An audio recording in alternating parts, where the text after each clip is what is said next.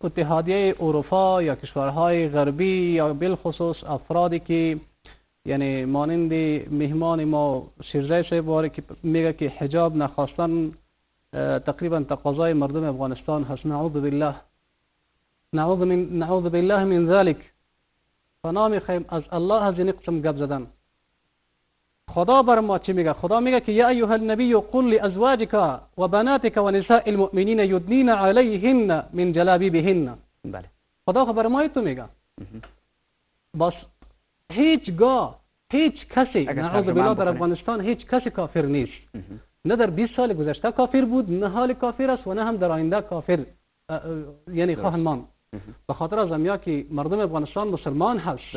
آیت را مسلمان نی افغانی اگر ترجمه شه بگین قرآن چی میگه مردم عام میبینه برنامه. امانی شای محترم، قرآن کریم درباره حجاب درباره زن مکمل سوره نازل شده در قرآن کریم. سوره نساء. سوره النساء. بله. ما میگم که بغیر از یا که قرآن کریم دربارهشان حکم قطعی داره درباره حجاب مراد کردن. بسیار.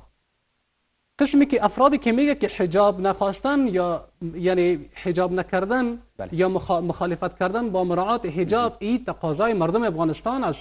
کسی که مخالفت بیان میکنه خو واضح که یک حکم قرآن را تردید میکنه، خو حکمشان چی است؟ درست. خرج من الاسلام شد یا نشد؟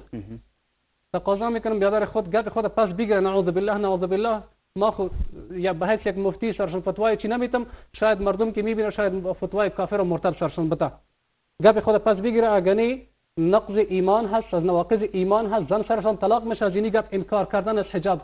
حکم قرآن عظیم شان هست، حکم پاکستان و امارات و ما و تونس در مقابل از یا به خاطر از ما تا هر چی قد سال استاد بشیم. تا حالا به حجابی بوده اما این تعریف نشده.